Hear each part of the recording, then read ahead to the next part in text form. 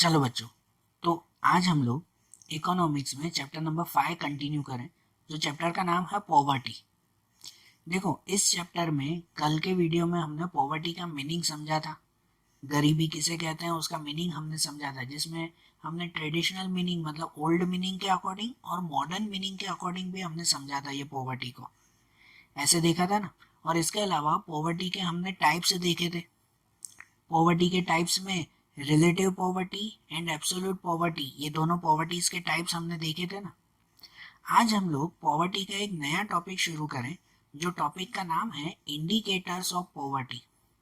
क्या नाम है? Indicators of poverty. इसका मतलब क्या कि इंडिकेटर्स किसे कहते हैं? कोई भी चीज को मेजर करने के लिए, कोई भी चीज को मेजर करने के लिए जो फैक्टर या जो थिंग, जो मैटर जिसकी जरूर पड़ती हो ना, तो उसे इंडिकेटर कहते हैं। कोई भी चीज को मापने के लिए जिसकी जरूर पड़ती हो तो वो इंडिकेटर कहलाते हैं। तो इसी तरह से पॉवर्टी को मेजर करने के लिए जिसकी जरूर पड़ती हो ना, तो वो क्या कहलाते हैं? पॉवर्टी के इंडिकेटर्स। पॉवर्टी को कैसे मेजर किया जाता है? तो उसके लिए हर कंट्री में, हर कंट्री के लिए अलग अलग जो है वो फैक्टर्स होते हैं। कोई देश में से पैसों के थ्रू मेजर करते हैं। हाँ, आज भी कितने देश ऐसे हैं जिसमें खाली पैसों के हिसाब से काउंट किया जाता है कि जिसकी इनकम ज़्यादा है तो वो रिच, जिसकी इनकम कम है तो वो पुअर। लेकिन सिर्फ पैसे थोड़ी आते हैं, इसके अलावा कल कल के हमने मॉडर्न मीनिंग में ये समझा था कि सिर्फ मनी को नहीं इम्पोर्टेंस दी जाती, लेकिन उसके अलावा भी बहुत सारी चीज़ें देखते हैं। तो उन सबको चेक करके, उन सबको चेक करने के बाद पॉवर्टी काउंट की जाती है। ठीक है, तो शॉर्ट मीनिंग ये कहलाया कि पॉवर्टी को मेजर करने के लिए कंट्री में जो जो चीज़ों की काउंटिंग की जाती है तो उसे कहते हैं इंडिकेटर्स ऑफ पॉवर्टी। तो हम लोग ये इंडिकेटर्स देखें इसमें, बराबर। जिसमें सबसे पहला इंडिकेटर आता है वो आता है low per capita household consumption expenditure. बराबर, पहले इसका मीनिंग समझो, फिर इसको पॉवर्टी से कनेक्ट करते हैं हम लोग। देखो, लिखा हुआ है low per capita, per capita household consumption expenditure. देखो, हाउस होल्ड कंजम्पशन, इसका मतलब ये कि घर में यूज होने वाली चीजें। हाउस होल्ड कंजम्पशन मतलब घर में यूज होने वाली चीजें। हर घर में डेली लाइफ में जो जो चीजें यूज होती हैं, फिर भले वो जो है वो बेसिक चीजें हो या तो फिर ड्यूरेबल गुड्स हो। बेसिक हमें जो है वो खाना पीना चाहिए, एजुकेशन की चीजें चाहिए, ये सब तो चाहिए। और इसके अलावा ड्यूरेबल चीजें जैसे कि वॉशिंग मशीन खरीदना, कंप्यूटर, एसी, कार, ये सब चीजें खरीदना, ये सब हाउस होल्ड कंजप्शन में आते हैं। हाउस होल्ड कंजप्शन एक्सपेंडिचर का मतलब कि घर में यूज होने वाली चीजों के ऊपर होने वाला खर्चा। कि अगर अगर आपका जो है वो मंथली कितना खर्चा होता है पूरे घर के सामान में, सब चीजें ली है आपने, जिसमें सब खर्चा काउंट कर लो। आपकी जो है वो मोबाइल खरीदा, टीवी खरीदी, वॉशिंग मशीन, एसी, जो भी चीजें खरीदी हो, सब चीजों का अगर आप लोग काउंट करो तो उसे हाउस होल्ड कंजप्शन एक्सपेंडिचर कहते हैं। अब ये तो एक घर ना, अगर पूरी कंट्री को अगर इसमें देखा जाए तो, पूरी कंट्री को देखा जाए तो वो कितना जो है वो बड़ा अमाउंट आ जाता है, आता है ना, कितना बड़ा अमाउंट आता है उसमें। तो पूरी कंट्री में ये काउंट कैसे करते हैं कि पूरी कंट्री में जितने भी सामान है ना, जितने भी सामान है, तो वो सामान कितने बिके हैं, कितने बिके हैं, उसको हमारी कंट्री की टोटल पॉपुलेशन के साथ डिवाइड किया जाता है, तो जिससे मिलता है पर capita house hold consumption expenditure. मतलब कि अगर पूरी कंट्री में जितने भी AC, refrigerator, washing machine, car, TV, mobile phones, पूरी कंट्री के है ना मेजर करते हैं कि यार पूरे साल में ना टोटल इतनी चीजें बनी, और उसमें से एक्सपेंडिचर्स मतलब खर्चा कितना, मतलब बिकी कितनी, तो भाई पूरे कंट्री में पूरे साल में समझो इतनी चीजें बिकी हैं, जो भी नंबर हो, ये तो करोड़ों में नंबर जाएगा। और उसको उसको फिर जो है वो टोटल पॉपुलेशन से डिवाइड कर दिया जाता है। अब अप्रोक्सीमेट समझो, अप्रोक्सीमेट समझो कि भाई सपोज कि 1,000 करोड़ की चीजें पूरे साल में बिक रही है। मैं 1,000 लिख रहा हूँ, मतलब 1,000 करोड़ समझो। और उसे जो है, उसे हमारे इंडिया की जो टोटल पॉपुलेशन है उससे डिवाइड कर दें। मतलब अप्रोक्सीमेट समझो कि भाई 100 करोड़ है, है तो 130 से भी ज़्यादा, लेकिन चलो अगर 100 करोड़ पॉपुलेशन से डिवाइड कर दो तो क्या होगा, तो उसमें ये 0 0 अगर कट कर दे ना तो बचेगा सिर्फ 10। ये 10 रुपीज वो समझो पर capita house hold consumption expenditure कहलाया। तो इससे ये पता चला कि पूरी इंडिया में जितने भी लोग रहते हैं ना, तो वो एवरेजली 10 पॉइंट का मतलब समझो 10 रुपए का खर्चा तो घर का होता ही है, बरोबर। अब ये तो वही करोड़ों में होगा ना ऐसा। और उसमें आगे जो लिखा हुआ ना low per capita household consumption expenditure, तो पहले गवर्नमेंट काउंट करती है और चेक करती है कि एक क्या कहते हैं पॉवर्टी लाइन बनाती है, या इसके लिए कहो तो कंजम्पशन लाइन बनाती है कि अगर अप्रोक्सीमेट हर एक के लिए 10 रुपए का तो खर्चा होना ही चाहिए। जो लोग इससे भी कम अगर खर्चा कर रहे हैं ना तो वो पर्सन क्या कहलाया, पुअर पर्सन कहलाया। इससे पॉवर्टी काउंट करते हैं ना, इंडिकेटर्स ऑफ पॉवर्टी का मतलब क्या, पॉवर्टी काउंट ही करनी है ना। तो जो लोग इससे भी कम खर्चा अगर कर रहे हैं ना तो मतलब वो पर्सन पुअर कहलाए, और जो लोग इनसे ज्यादा अगर खर्चा कर रहे हैं तो वो रिच पर्सन कहलाया, बरोबर। अब इसमें अगर हम लोग दूसरे कंट्रीज के साथ कंपेयर करें ना, तो जो डेवलप्ड कंट्रीज हैं तो वहाँ पे ये पर capita household consumption expenditure हमेशा ज़्यादा होता है। डेवलप कंट्रीज में ये एक्सपेंडिचर कैसा होता है, हमेशा ज़्यादा। और जो डेवलपिंग कंट्रीज है ना, तो उन डेवलपिंग कंट्रीज में ये बहुत कम होता है।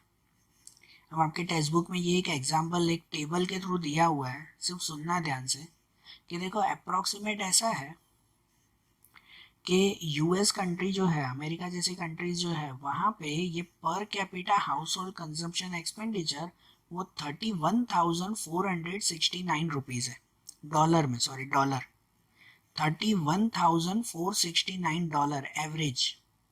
मतलब अमेरिका में रहने वाले एवरेज पूरे साल में हर एक घर, हर एक पर्सन जैसे जो फैमिली में रहते हैं, वो हर एक फैमिली पूरे साल में जो है वो $31,000 खर्च करती है। ठीक है, अपने घर की चीज़ों के लिए एवरेजली कितना, 31,000। और उसके कंपैरिजन में अगर आप लोग इंडिया में देखो ना, तो इंडिया में रहने वाली फैमिली पूरे साल में सिर्फ $725 खर्च करती है। डिफरेंस देख रहे हो, अमेरिका की फैमिली के लिए $31,000 और इंडिया में सिर्फ $725। तो यहाँ का हाउस होल्ड कंजप्शन एक्सपेंडिचर बहुत कम है ना, सही बात ना, क्योंकि सही बात है यहाँ पे दूसरी चीजें खरीदने के लिए पैसा ही नहीं है। लोग जो है वो बेसिक नीड्स मतलब रोटी कपड़ा मकान, इनके लिए ही पैसे खर्च हो जाते हैं, दूसरे के लिए बचता ही नहीं है फिर। ठीक है, तो शॉर्ट में अगर फिर से ये कहा जाए कि इंडिकेटर्स ऑफ पॉवर्टी में पॉवर्टी मेजर करने के लिए जिन जिन चीज़ों की ज़रूर होती है, तो उसमें पहला ये यूज़ होता है कि हर एक पर्सन घर में कितना खर्चा करता है पूरे साल का, जिसमें पूरे साल में उसने जो जो चीज़ें खरीदी वो सब खर्चा मिलाकर। तो एक लिमिट के नीचे अगर वो खर्चा करता हो तो मतलब वो पुअर कहलाया, और उससे ऊपर तो वो रिच कहलाया। ठीक है, दूसरी पॉवर्टी काउंट करते हैं, वो आता है लेवल ऑफ मेल न्यूट्रिशन के अकॉर्डिंग।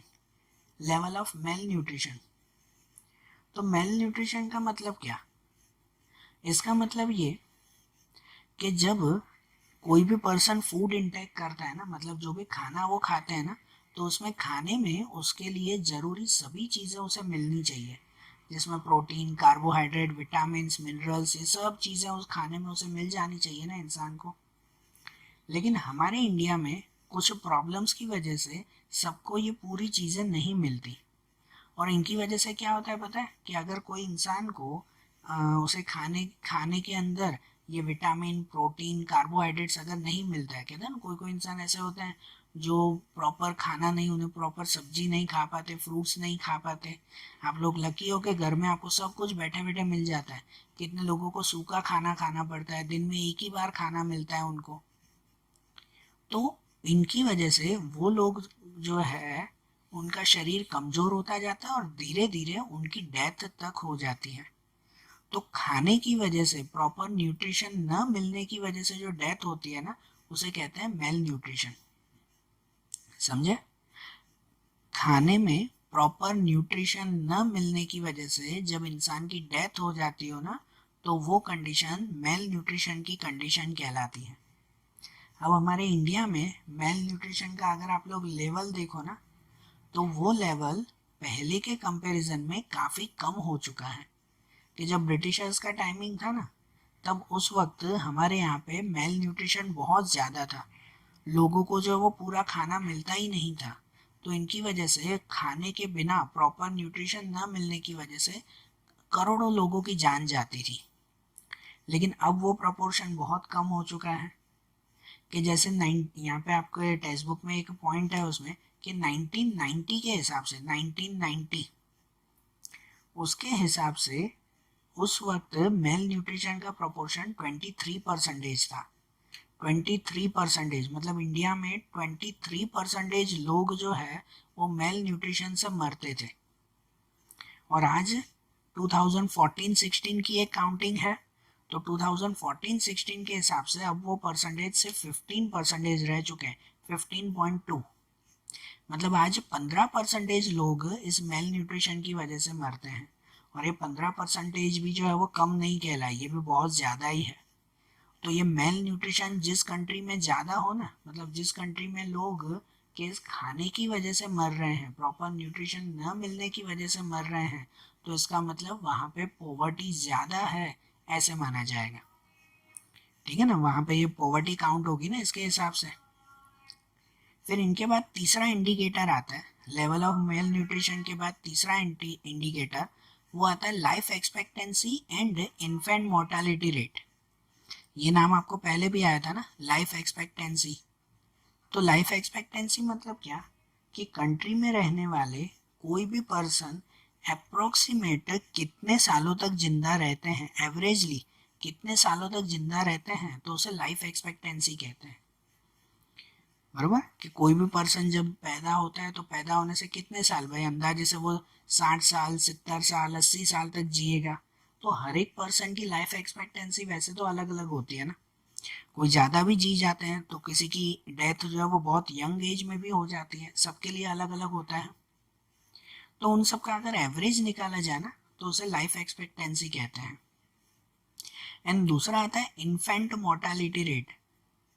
इन्फेंट मोर्टालिटी मतलब क्या, तो इसका मतलब ये कि कंट्री में पैदा होने वाले पर 1000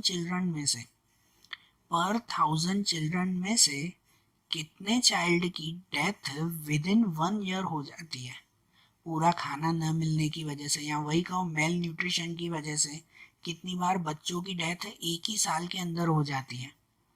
बच्चे पैदा हुए और उन्हें पूरा खाना पूरी केयर न मिली और 1 साल के अंदर ही उनकी डेथ हो गई, तो उस कंडीशन को कहते हैं इन्फेंट मोर्टालिटी रेट। ठीक है ना, पर 1000 के अकॉर्डिंग उसे काउंट किया जाता है। तो इसमें भी इसके अकॉर्डिंग भी पॉवर्टी काउंट होती है।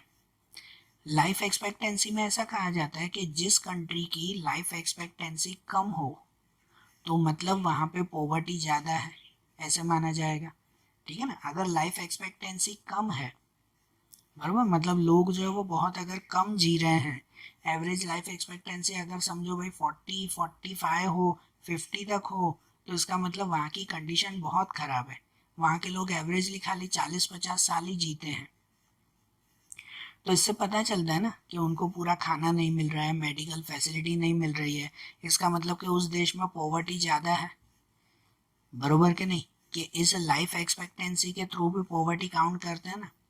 हमारे इंडिया की अगर बात करो ना, तो इंडिया की लाइफ एक्सपेक्टेंसी 2014 के हिसाब से 68%, कितना 68 ईयर्स, सॉरी, मतलब यहाँ पे एवरेजली लोग 68 ईयर्स तक जीते हैं। ठीक है, एवरेजली, कोई कोई तो उससे ज़्यादा भी जीते हैं, कोई उससे कम भी। बराबर, वर्ल्ड की जो सबसे नंबर 1 कंट्री आती है ना, डेवलप्ड कंट्रीज में सबसे ऊपर जो आते हैं ना, वो आते हैं नॉर्वे। नॉर्वे कंट्री है, नॉर्वे कंट्री का लाइफ एक्सपेक्टेंसी रेट वो 81.6 है। मतलब नॉर्वे कंट्री में एवरेजली लोग 81 ईयर्स तक जीते हैं और हमारे इंडिया में 68। बराबर, तो इससे भी पॉवर्टी पता चलती है ना। दूसरा इन्फेंट मोर्टालिटी रेट। तो अगर इन्फेंट मोर्टालिटी रेट की बात करें ना, तो हमारे इंडिया में इन्फेंट मोर्टालिटी रेट 39 है। कितना है 39, ये बहुत बड़ा नंबर है। 39 मतलब पर 1000 में से 39 ऐसे चिल्ड्रन होते हैं कि जिनकी डेथ विद इन 1 ईयर हो जाती है। 1000 में से 40 ऐसे बच्चे, 39 या 40, 40 ऐसे बच्चे जिनकी डेथ 1 साल में ही हो जाती है।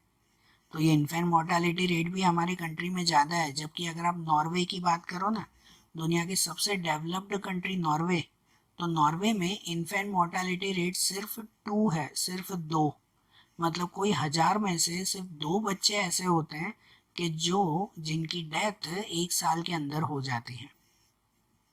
तो देखो कितना बड़ा फर्क है, कहाँ नॉर्वे में सिर्फ 2 और यहाँ पे 39, बराबर, बहुत बड़ा डिफरेंस आ जाता है ये।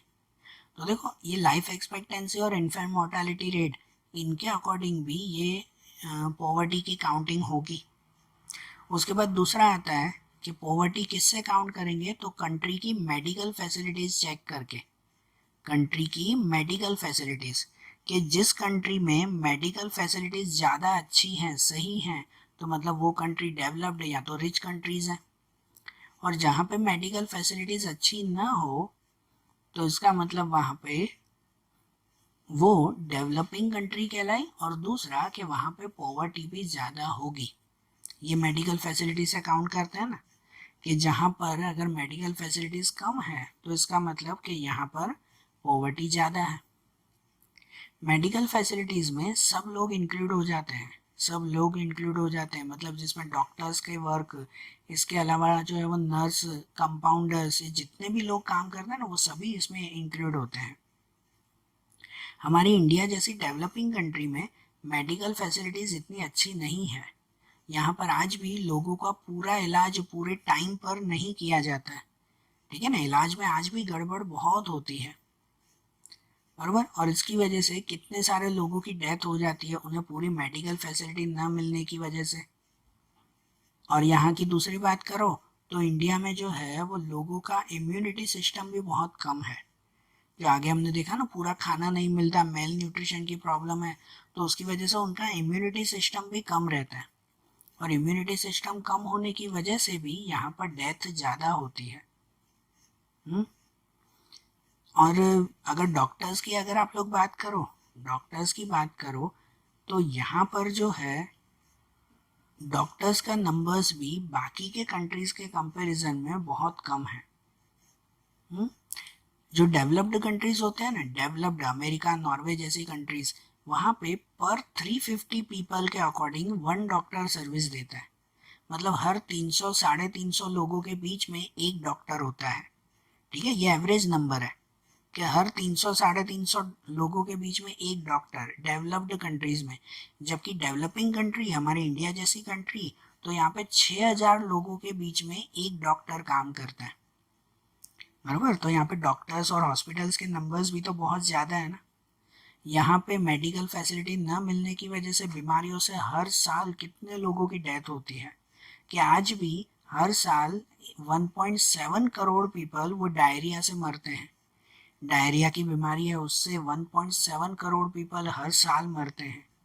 मलेरिया और टीबी की वजह से पूरी दुनिया में 2.3 करोड़ पीपल जो है वो ये डेथ होती है उनकी, ठीक है। मलेरिया, टीबी जैसी बीमारियां, डायरिया जैसी बीमारियां, तो उनसे हर साल करोड़ों लोगों की जान जाती है।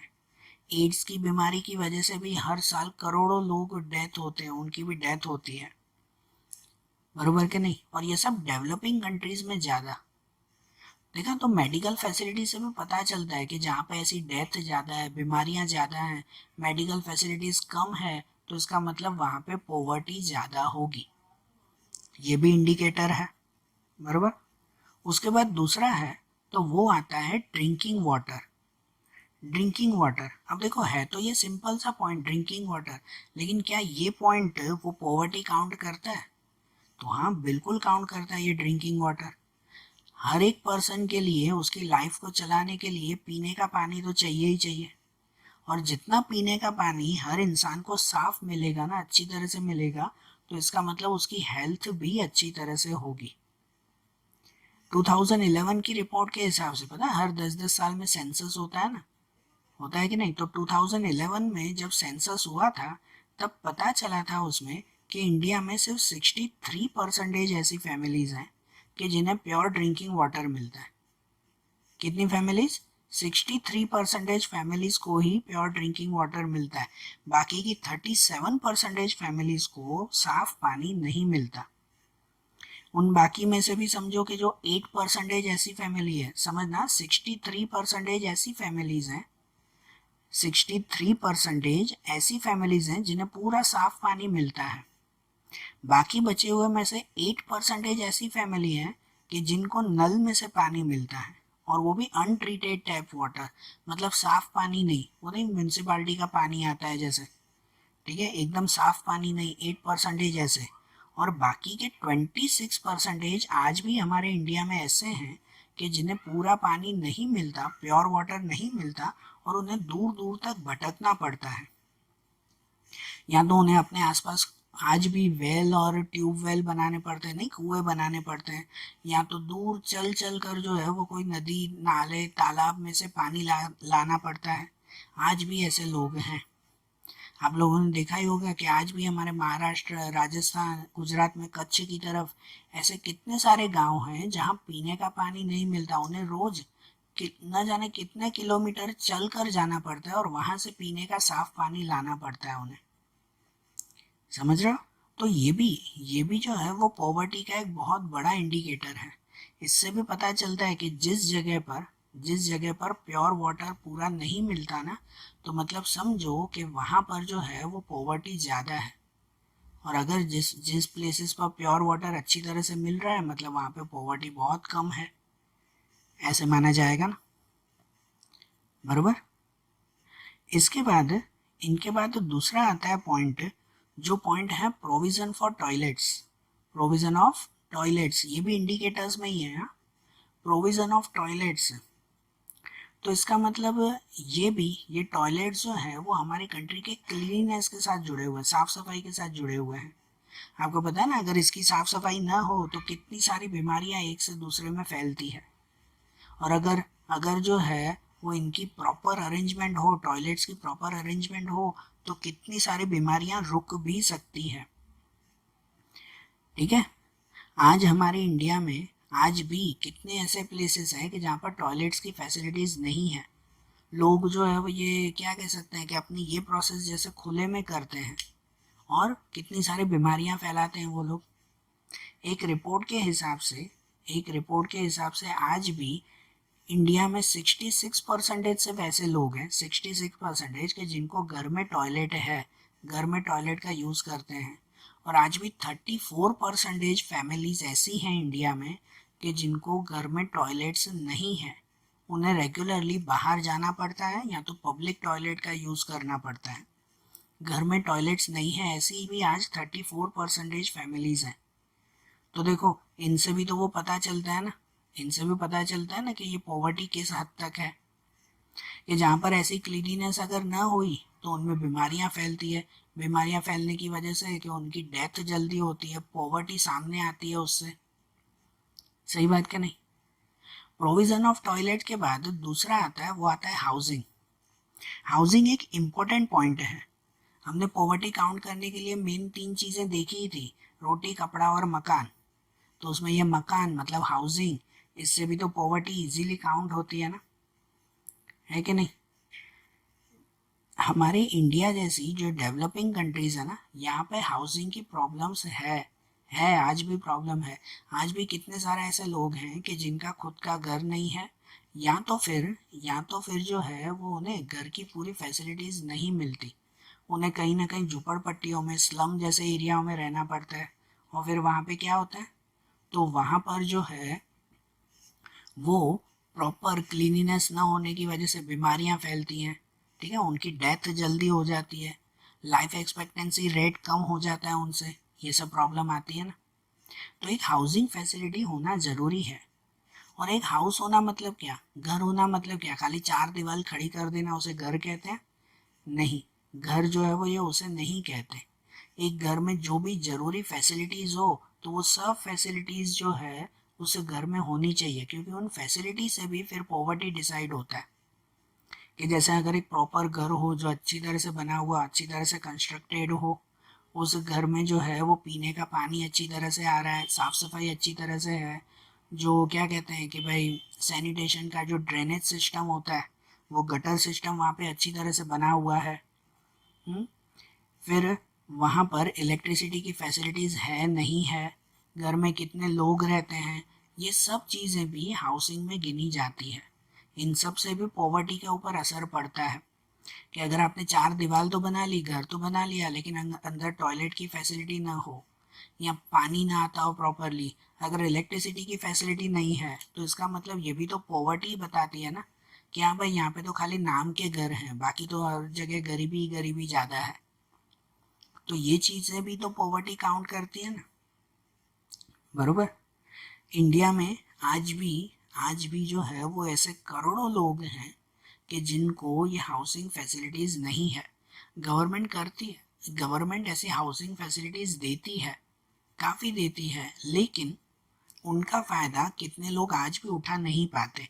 आप लोगों को पता होगा ना, हर एक शहर में जो है वो गवर्नमेंट की तरफ से ऐसी हाउसिंग सोसाइटीज़ बनती हैं कि जहाँ पर एकदम लो प्राइस में जो है वो कोई भी इंसान घर खरीद सकता है। बनती है ना ऐसे हाउसिंग सोसाइटीज़, लेकिन कितने लोग उसका पूरा फ़ायदा नहीं उठा पाते हैं। हाउसिंग के बाद दूसरा पॉवर्टी का इंडिकेटर आता है, वो आता है इलेक्ट्रिसिटी कंजम्पशन। इससे भी पॉवर्टी काउंट होती है कि देखो जिस कंट्री में इलेक्ट्रिसिटी का कंजम्पशन अच्छा है, कि वहाँ इलेक्ट्रिसिटी में कोई प्रॉब्लम नहीं है, तो मतलब वो डेवलप्ड कंट्री या तो रिच कंट्री कहलाती है।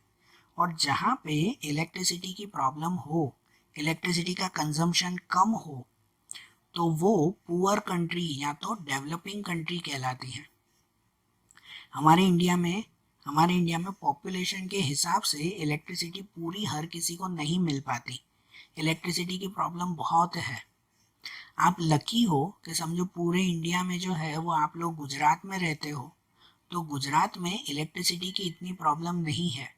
बाकी इंडिया के कितने सारे स्टेट्स आज भी ऐसे हैं कि जहाँ पे रेगुलर रोज दिन में जो है वो 2-3 घंटे पावर कट होता ही होता है, कंपलसरी है। इवन दिल्ली जैसी सिटीज़ में भी वहाँ पर पावर कट कंपलसरी है कि रोज के 1-1.5 घंटा पावर जाता ही है। तो वहाँ ऐसे इलेक्ट्रिसिटी की प्रॉब्लम है ना, ठीक है ना। तो इनसे पता चलता है ना कि हाँ, हमारी कंट्री में अभी भी पॉवर्टी है।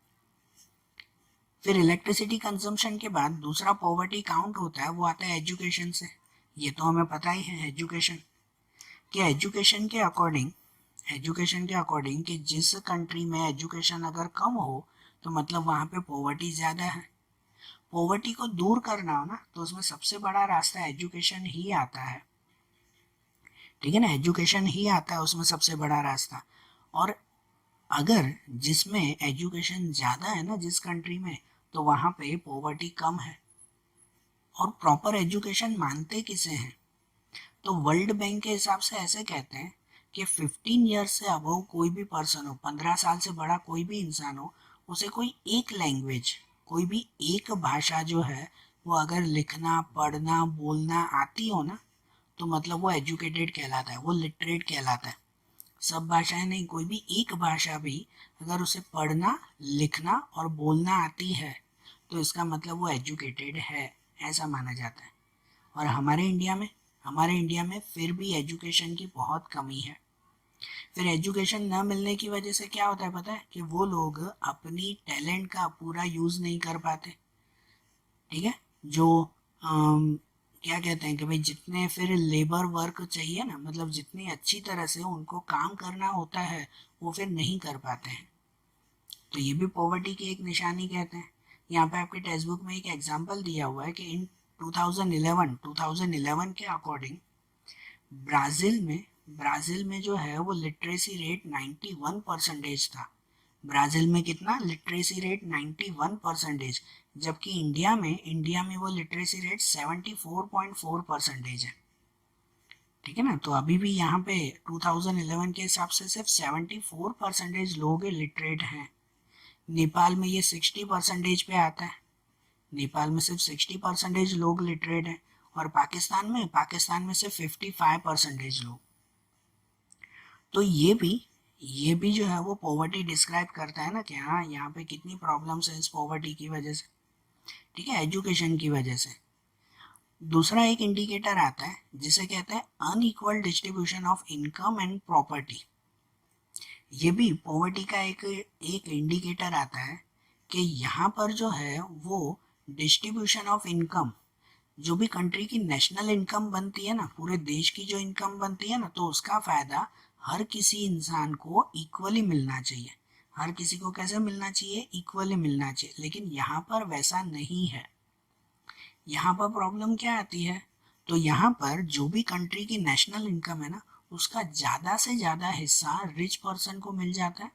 जो अमीर इंसान है उन्हें ज़्यादा से ज़्यादा हिस्सा मिलता है, जबकि पुअर पर्सन को उसमें से बहुत कम हिस्सा मिलता है, ठीक है ना, बहुत कम हिस्सा मिलता है। और फिर जिससे जिससे क्या होता है कि रिच पर्सन और रिच होते जाते हैं, पुअर पर्सन और पुअर। हमारी कंट्री में एक्चुअली ऐसा होना चाहिए ना कि जो नेशनल इनकम है उसका ज़्यादा हिस्सा मिलना चाहिए पुअर पर्सन को, लेकिन उसमें ज़्यादा हिस्सा मिलता है रिच पर्सन को, तो जिससे पुअर पर्सन और पुअर होते जाते हैं, ठीक है। तो इससे भी पॉवर्टी काउंट होती है ना। एंड उनके बाद आता है high rate of unemployment. Poverty का साथी कहलाता है अनएम्प्लॉयमेंट, गरीबी का साथी बेरोजगारी। ज़्यादातर पॉवर्टी किसकी वजह से होती है? तो अनएम्प्लॉयमेंट की वजह से ही होती है। लोग बेरोजगार हैं, इसकी वजह से तो अपनी गरीबी दूर नहीं कर पाते। हर एक इंसान कभी भी खुद गरीब रहना नहीं चाहेगा कि मैं पूरी ज़िंदगी ऐसा ही रहूं, है कि नहीं। लेकिन उनमें अनएम्प्लॉयमेंट होती है, मतलब बेरोजगारी होती है। वो लोग को काम नहीं मिलता, तो जिनकी वजह से वो लोग पुअर के पुअर ही रह जाते हैं। यहाँ पर अनएम्प्लॉयमेंट के भी बहुत सारे रीज़न होते हैं ना, क्यों बेरोजगारी है? क्योंकि गवर्नमेंट प्रॉपर प्लानिंग नहीं करती। हर साल जितनी नई नौकरियां तैयार होनी चाहिए तो उतनी नई नौकरियां तैयार बनती नहीं है। तो इसकी वजह से क्या होता है? तो उसकी वजह से जो है वो बेरोजगारी बढ़ती जाती है। और अगर बेरोजगारी बढ़ती है तो उसकी वजह से पॉवर्टी भी बढ़ती है, ठीक है। जैसे 2011 के एक नंबर है कि 2011 में यहाँ पर रेट ऑफ अनएम्प्लॉयमेंट हमारे इंडिया में 9% था, ठीक है, 9% अनएम्प्लॉयमेंट। 2013-14 में जो है वो यहाँ पर ये अनएम्प्लॉयमेंट रूरल एरिया में, गांव के एरिया में 4.7% और अर्बन एरिया में 5.5%। मतलब इतने परसेंटेज लोग अनएम्प्लॉयड हैं, बेरोजगार हैं। और इनके बेरोजगार रहने की वजह से वो लोग हमेशा पुअर रहते हैं, ठीक है। तो देखो ये सब है ना अलग अलग इंडिकेटर्स हुए, मतलब इनके थ्रू, ये जो भी हमने टॉपिक्स देखे इन सब टॉपिक्स के थ्रू हम लोग पॉवर्टी काउंट कर सकते हैं। फिर हर एक कंट्री वो अपने अपने हिसाब से इन टॉपिक्स में से पसंद करते हैं, बराबर। और आज जैसे हमने ये इंडिकेटर्स देखे ना, अब ऐसे ही पॉवर्टी के दूसरे पॉइंट्स हम लोग आगे के वीडियोस में देखेंगे। Okay, thank you.